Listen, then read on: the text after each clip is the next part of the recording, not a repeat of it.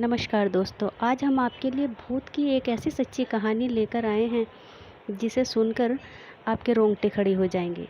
अगर आपको पसंद आए तो प्लीज़ लाइक और शेयर कीजिए और हाँ, चैनल को सब्सक्राइब कीजिए ऐसी ही और कहानियाँ सुनने के लिए। तो चलिए सुनाते हैं वो कहानी उन्हीं की ज़ुबानी जिनके साथ ये घटना घटी है। मेरा नाम है अखिलेश। यह एक सच्ची भूता कहानी है जो 5 अगस्त 1988 में मेरे जन्मदिन पर हमारे साथ कोकण में घटी थी।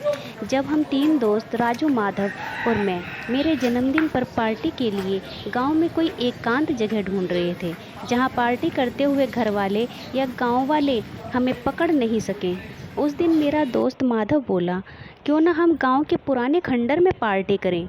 तभी राजू बोला, नहीं, वहाँ पर पहले एक तांत्रिक पिशाच साधना और भूत प्रेत उतारने का काम करता था और एक दिन खंडर में वह मांत्रिक रहस्यमय ढंग से अचानक गायब हो गया था और उस दिन से आज तक कभी नहीं दिखा। अब उस जगह भूत प्रेत घूमते हैं। मैं बोला, उस घटना को बीते हुए बहुत साल हो गए हैं। आज वह सिर्फ एक पुराना खंडर है और भूत प्रेत की अफवाहें होने की वजह से हमें वहाँ कोई ढूंढ भी नहीं पाएगा। उस वक्त मेरी बात में माधव ने भी हाँ में हाँ मिलाई थी। फिर हम दोनों ने राजू को भी वहाँ आने के लिए मना लिया था। शाम को ठीक 7 बजे एक बड़ी चार्जिंग बैटरी और शराब की बोतलें लेकर सेलिब्रेशन करने के लिए उस तांत्रिक वाले भूता खंडर में पहुँचे। तब मैं और माधव भूतों प्रेतों पर यकीन नहीं किया करते थे। उस शाम हुआ ये था कि जब मैंने हमारे गिलास भर रहा था तब माधव रेडियो पर धीमी आवाज़ में गाने लगाने में व्यस्त था और राजू डर के मारे उस भूता खंडर में इधर उधर देख रहा था। मैं तीनों के गिलास फुल कर दिए, पर जब सबने चीयर्स करने के लिए अपना अपना गिलास उठाया तब तीनों के तीनों गिलास खाली थे। मैं चौंक गया।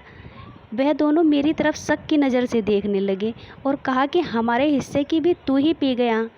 मैं कंफ्यूज था कि ये क्या हो गया। गुस्से में मैंने माधव को कहा, अब तू गिलास भर, और राजू को कहा, तू नज़र रख। उसने मेरे सामने फिर से गिलास भरे, पर जब फिर से हमने गिलास उठाए और चीयर्स किया तब फिर से तीनों के गिलास खाली थे। यकीन करो, सबकी आश्चर्य का ठिकाना न रहा। माधव और मुझे पसीना छूट गया और राजू का तो रोना ही निकल गया। फिर हमें भी यकीन हुआ कि राजू की बात सच थी। खंडर पर सच में कोई भूत प्रेत का साया है। फिर हमने सारा सामान उठाया और खंडर से बाहर निकलने के लिए सरपट दौड़ लगाई। लगभग 20 मिनट तक हमें बाहर का रास्ता नहीं मिल रहा था। कुछ भी करके उस भयानक जगह से निकल नहीं पा रहे थे, मानो किसी भूल भुलैया या कहो छलावे में फंस कर रह गए थे। हम बार बार चक्कर काटकर एक ही जगह पहुंच रहे थे। तब भागते भागते माधव को किसी ने धक्का देकर ज़मीन पर गिरा दिया।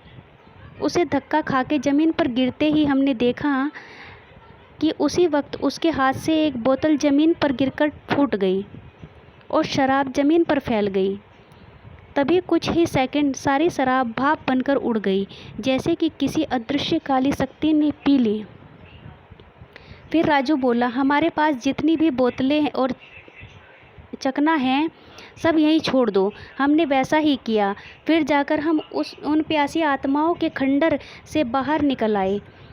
उस दिन पहली बार मुझे और माधव को अमानवीय उन शक्तियों पर यकीन होने लगा।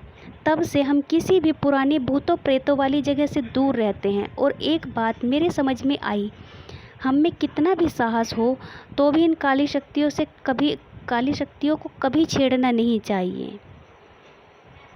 चलिए दोस्तों, अगर आपको कहानी अच्छी लगी हो तो प्लीज़ लाइक, शेयर और चैनल को सब्सक्राइब कीजिए।